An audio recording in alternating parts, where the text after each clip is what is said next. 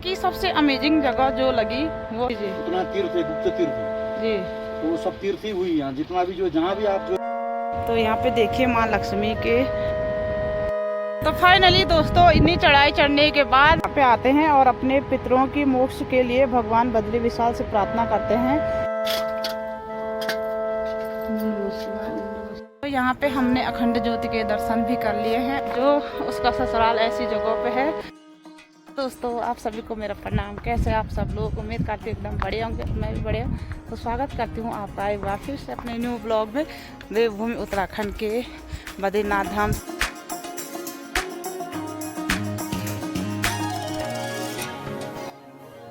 तो आज की वीडियो की शुरुआत मैं काफ़ी लेट कर रही हूँ, करीब शाम के 4 बजने वाले हैं और हमारी तैयारी हो रखी है आज फिर से कहीं जाने की। तो आज हम जा रहे हैं सारे मिलके चरण पादुका देखने उस साइड उधर। तो अभी आप यहाँ से क्लियर नहीं दिख रहा है, उधर से दिखाती हूँ आपको। तो हमको जाना है, उस सामने पहाड़ी दिख रही है और वहाँ से भी ऊपर।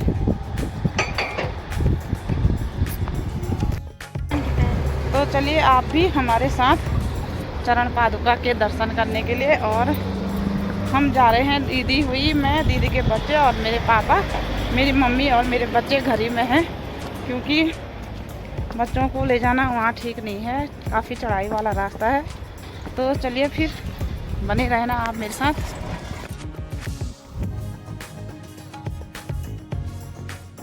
और यहाँ से देखिए भगवान बद्री विशाल का मंदिर दिख रहा है सामने।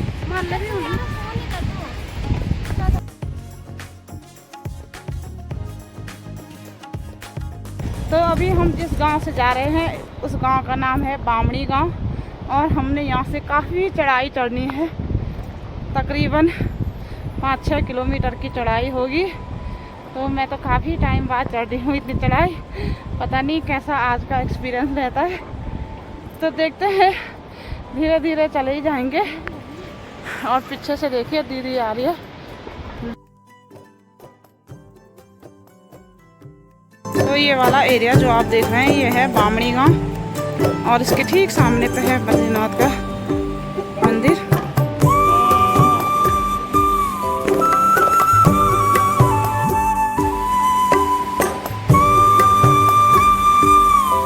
जो आप सामने पे बड़ा सा झरना देख रहे हैं ये है ऋषि गंगा, और ये नीलकंठ पर्वत से होके यहाँ तक पहुँचता है।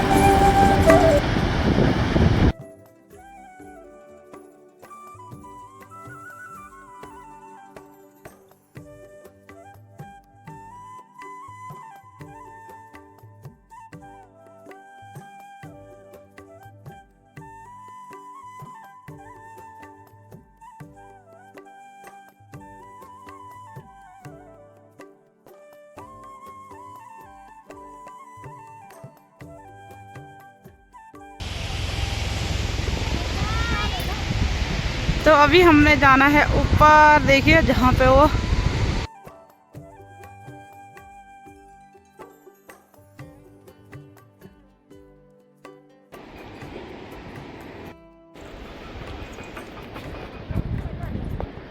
तो देखिए अभी दीदी लोग आ रहे हैं उधर से और मैं जा रही हूँ सीधे रास्ते से।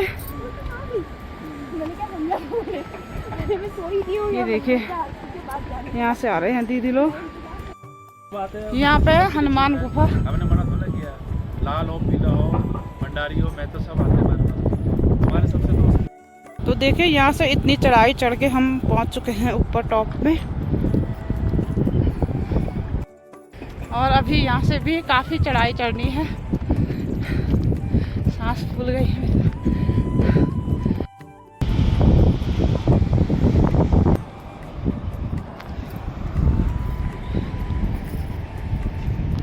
तो फाइनली दोस्तों इतनी चढ़ाई चढ़ने के बाद हम पहुंच चुके हैं चरण पादुका में, और थोड़ी ही दूरी पे है जहाँ पे वो लाल लाल दिख रहा है, वहाँ पे है भगवान के चरण। और यहाँ के बारे में उतनी जानकारी तो मेरे को भी नहीं है, फिर भी आगे चल के देखते हैं कि क्या क्या जानकारी हम प्राप्त कर सकते हैं। से ऊपर चलते ही ऊपर जहाँ वो बादल दिख रहे हैं वहीं है नीलकंठ पर्वत। तो अभी तो बादल भी लगे हैं और ग्लेशियर भी काफ़ी है, इसलिए क्लियर दिख नहीं रहा है। तो हम जहाँ जा रहे हैं पहले हम वहाँ चल लेते हैं। और पापा लोग वहाँ पे देखिए फ़ोटो खींच रहे हैं। तो अभी हम जिस जगह आ रखे हैं वहाँ मैंने अपने बच्चे निला रखे हैं, क्योंकि हम गढ़वाली लोग हैं और हम लोग ऐसे मानते हैं कि ऐसी जगहों पे छोटे बच्चों को ले जाना ठीक नहीं है, क्योंकि हम पहाड़ी लोग एड़ी आछरी पे ज़्यादा विश्वास करते हैं। और पहाड़ों में आप लोगों ने सुना ही होगा कि आछरियों का ज़्यादा रहता है पहाड़ों में। तो इसलिए हम छोटे बच्चों को निलाए हैं और हमने कपड़े भी पीले या लाल कलर के नहीं पहने हैं, ऐसा हमारा मानना है। बाकी जो लोग नीचे साइड से आते हैं प्लेन से, वो तो अपने बच्चे भी लाते हैं और कपड़े भी पहनते ही हैं रंग बिरंगी, मगर हम सिंपल से कपड़ों में आए हैं। तो इतनी दूर वैसे भी बच्चे चढ़ाई चढ़ नहीं पाते और फिर अपना डर भी होता है मन में, फिर बच्चों की तबीयत ख़राब होगी तो एक वहम भी बन जाता है कि ऐसा हुआ, हम वहाँ ले गए, फिर ऐसा हुआ होगा, वैसा हुआ होगा, हज़ार ख्याल मन में आ जाते हैं।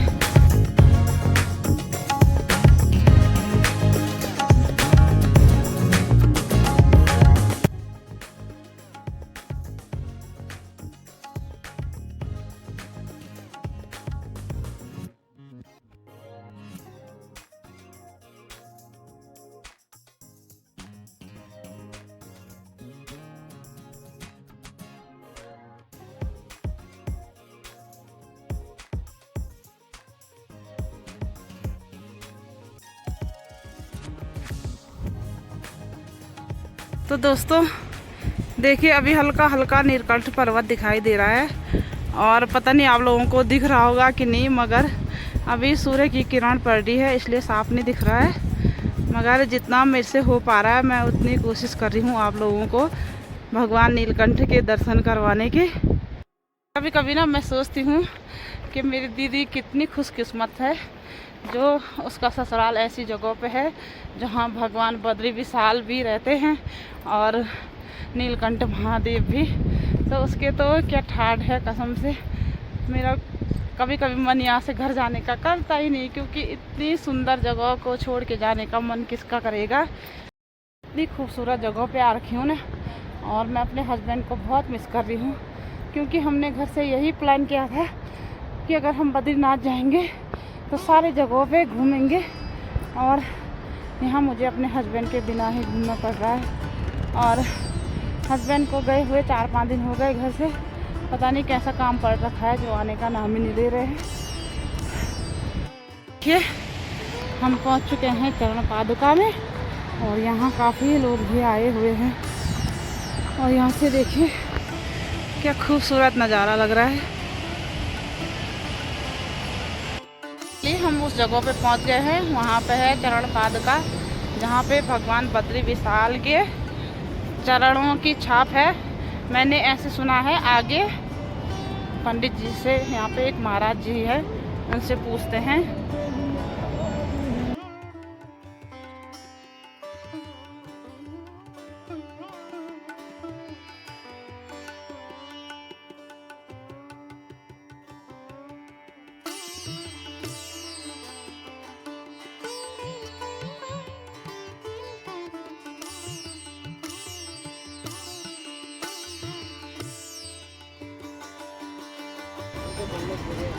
तो अभी हम चरण पादुका के दर्शन करके अंदर अखंड ज्योति के दर्शन करने जा रहे हैं। और यहाँ पे हैं माँ लक्ष्मी के पैर, ये देखिए यहाँ पे माँ लक्ष्मी के पैरों की छाप है।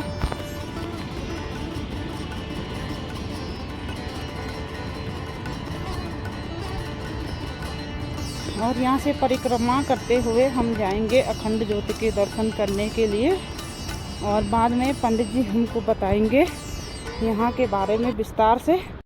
तो यहाँ पे हमने अखंड ज्योति के दर्शन भी कर लिए हैं, और यहाँ से फ़ोन ले जाना अलाउड नहीं है अंदर। और यहाँ पे हमको पंडित जी ने प्रसाद भी दे दिया है चरण पादुका का। तो आगे की जानकारी पंडित जी आपको विस्तार से बताएंगे। तो अब पंडित जी हमको बताएंगे चरण पादुका के बारे में, क्योंकि हमको इतनी जानकारी है नहीं यहाँ के बारे में। तो पंडित जी ज़रा विस्तार से बताइए।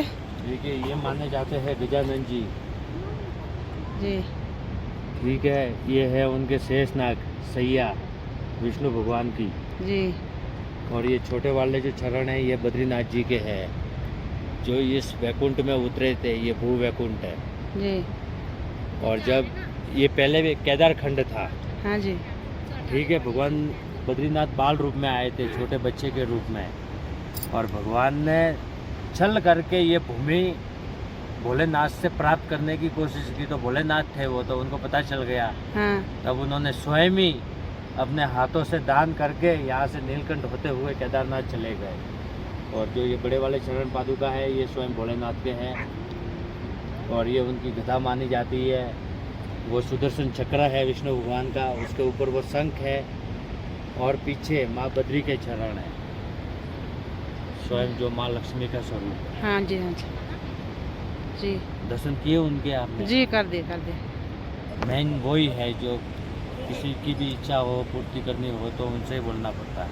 अच्छा अच्छा हाँ, इनसे पहले उनको बोलना पड़ता है। अच्छा अभी हाँ। अभी एक बात फिर किसी से को देखो। गवर्नमेंट जॉब चाहिए, किसी को घर बनाना हो, किसी को पुत्र प्राप्ति चाहिए। हाँ सबके माँ लिए लक्ष्मी का उनको ही आशीर्वाद बोलना होना पड़ता चाहिए। है। हाँ ये तो सही है, माँ लक्ष्मी का आशीर्वाद होगा तभी और सारे जो ये काम पत्थर सफल के होंगे। ऊपर पत्थर रखे हुए हैं इनको बोलते हैं पितृलोट। अच्छा जो अच्छा अपने पितृदेव के शांति के लिए यहाँ पे रखे जाते हैं। और माँ लक्ष्मी को बोल दिया जाता है हाँ कि जी उनको बोलना, हरि को बोलना कि हे विष्णु भगवान, हमारे चरणों में जिन्होंने अपने पितृ देवता के नाम से ये पत्थर रखे हैं उनको वैकुंठ में वास देना। अच्छा जी वो जिनके नाम के यहाँ पत्थर रखे जाते हैं वो कभी दोबारा पृथ्वी पे जन्म नहीं लेता है। अच्छा जी। वो सीधे हरि के चरणों में चले जाते हैं। तो यहाँ पे देखिए माँ लक्ष्मी के पैरों के निशान यहाँ पे हैं।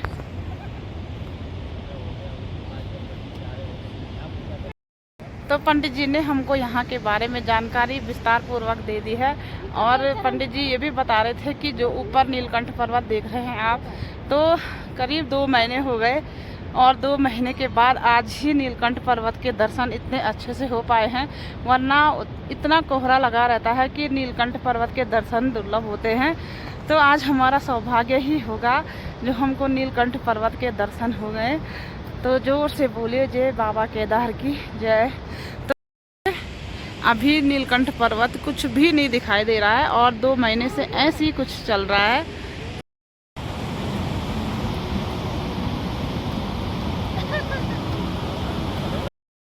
तो जो आप ये पत्थर देख रहे हैं, छोटे छोटे पत्थर यहाँ पे रखे हुए हैं। तो आप लोगों ने सुना होगा, पंडित जी बता रहे थे इनके बारे में कि लोग यहाँ पे आते हैं और अपने पितरों की मोक्ष के लिए भगवान बद्री विशाल से प्रार्थना करते हैं कि हमारे पितरों को अपने शरणों में स्थान दे। इसलिए इन पत्थरों को पितरों के रूप में यहाँ पे माना जाता है। और यहाँ देखिए बहुत सारे पत्थरों पे छोटे छोटे पत्थर इकट्ठे करके सब जगहों पे रखे गए हैं। तो यहाँ से दर्शन करने के बाद अब हम चल रहे हैं नीचे के साइड। और काफ़ी टाइम भी हो गया, घर भी जाना है, बच्चे छोड़ रखे हैं। तो यहाँ सामने पे थोड़ा दूरी पे गुप्त गंगा भी है, तो वहाँ के भी आपको दर्शन करवा लेते हैं। कि सबसे अमेजिंग जगह जो लगी वो तो मुझे नीलकंठ पर्वत लगा। मुझे विश्वास ही नहीं हो रहा है कि मैं भी आज नीलकंठ पर्वत के इतने सामने थी। अब हम पहुंच चुके हैं गुप्त गंगा में और अब यहाँ से नीचे चलते हैं हम। हाँ जी ओके। ओम नमः शिवाय, ओम नमः शिवाय।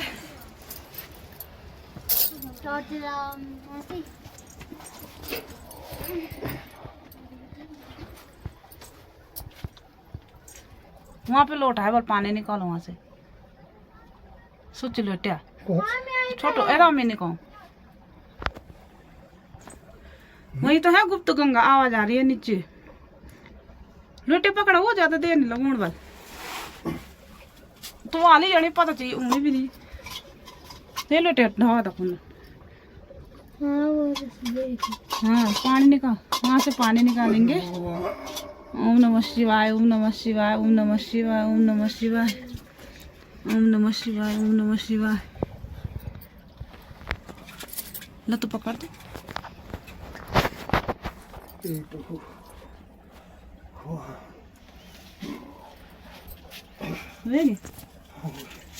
कुछ नहीं ना वाल बात है ये तो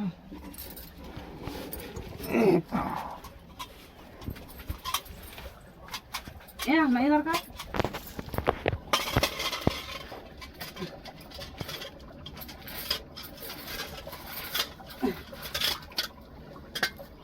ओम नमः शिवाय ओम नमः शिवाय ओम नमः शिवाय ओम नमः शिवाय ओम नमः शिवाय ओम नमः शिवाय। कार्तिक है, ये नारायण पर्वत से आई है। जी। नारायण पर्वत है, ये जो है इसमें करोड़ों करोड़ों तीर्थ है नारायण पर्वत में। जी इसके अंदर पुराण है ना, ये सब पुराण रखा है, दिख रहा है पुराण, जी जी जी ये पुराण रखे हैं ये सारे, जी और इनमें लिखा हुआ है जी नारायण पर्वत के एक एक कदम पे जो है तीर्थ है। जी जितना कदम चलते हो ना जी जी उतना तीर्थ है, गुप्त तीर्थ है। जी तो वो सब तीर्थ ही हुई यहाँ, जितना भी जो जहाँ भी आप जो है पद धर रहे हो सब तीर्थ है। जी तो जहाँ आपको कुछ विशेषता लगे, जहाँ जाने पर आनंद आए, हाँ जी ध्यान में एकाग्रता हो, जी भजन करने में मन लगे, जी जी है ना, साधना में मन लगे, हाँ जी ईश्वर की भक्ति बढ़े, तो सब तीर्थ है। जी तीर्थ का मतलब पानी का जो जल का किनारा सब तीर्थ होता है, जी समझे। जी जी इसलिए ये जो कुदरती है, ये नेचुरल है, प्राकृतिक है, ये कोई बनाया हुआ नहीं है, अच्छा अपने आप ही है, ये अच्छा स्वयं प्रकट है यहाँ। और सुरंग जो है पहले से ही था वो, अच्छा और इसीलिए जो है इसको जो है गुप्त गंगा कहते हैं। जी धन्यवाद पंडित जी। हम गुप्त गंगा के दर्शन करके आ गए हैं और काफ़ी अंदर गुफा है और गुफा के अंदर एक गंगा बहती है जिसे गुप्त गंगा के नाम से जाना जाता है। और वो गंगा वहीं पे दिखाई देती है, वहाँ से आगे आपको कहीं भी दिखाई नहीं देगी और ना ही सुनाई देगी। बस एक गुफा है, उसके अंदर एक छोटी सी गंगा बहती है जिसको गुप्त गंगा कहते हैं। और वहीं पे भगवान शिव शंकर का ज्योतिर्लिंग है, वहाँ पे पानी चढ़ा करके हम आ गए। हाँ, तो आप लोगों ने देखा होगा जो पंडित जी वहाँ पे रहते हैं, तो वो भी गुफा के अंदर उन्होंने अपना बिस्तरा लगा रखा है और वहाँ अंदर एक गुफा है और उस गुफा में वो विश्राम करते हैं। तो उम्मीद करती हूँ कि आप लोगों ने भी हमारे साथ यहाँ के तीर्थ स्थानों के दर्शन कर लिए होंगे। और अब हम यहाँ से चलते हैं अपने घर के लिए। तो यहाँ से फिर एक बार आपको बद्रीनाथ के दर्शन करवाते हैं, यहाँ से एक सुंदर नज़ारा दिखाते हैं, उसके बाद हम सीधा घर चले जाएंगे। तो हमारे उत्तराखंड को इसलिए ही देवभूमि कहते हैं, यहाँ के कण कण में भगवान बसे हैं। यहाँ के पत्थरों में भगवान है, यहाँ के नदियों में भगवान है, यहाँ के पेड़, यहाँ के पहाड़ों में, यहाँ के झरनों में, हर जगह पे भगवान आपको देखने को मिलेंगे। इसीलिए उत्तराखंड को देवभूमि कहा जाता है। तो आप लोग देख ही रहे होंगे कि छोटे छोटे पत्थरों के अंदर भी कितनी रहस्यमयी चीज़ें हैं जो कि हमने कभी जाना भी नहीं था और ना ही हमको कुछ खास पता था। मगर यहाँ आके हमको भी इतनी जानकारी प्राप्त हुई है कि हमारे क्षेत्र बद्रीनाथ में भी इतनी चीज़ें हैं जो आज जिससे हम आज तक अनजान थे। अब हम यहाँ से नीचे जा रहे हैं ना, तो मेरा मन काफ़ी उदास हो रहा है। ऐसा लग रहा था कि नीलकंठ भगवान के सामने, तो मन उदास हो गया है थोड़ा भगवान से दूर जाने में। यहाँ से देखिए बद्रीनाथ का सुंदर सा नज़ारा। नीचे निकलते ही यहाँ सामने पे है हनुमान गुफा, तो यहाँ पे भी दर्शन कर लेते हैं एक बार।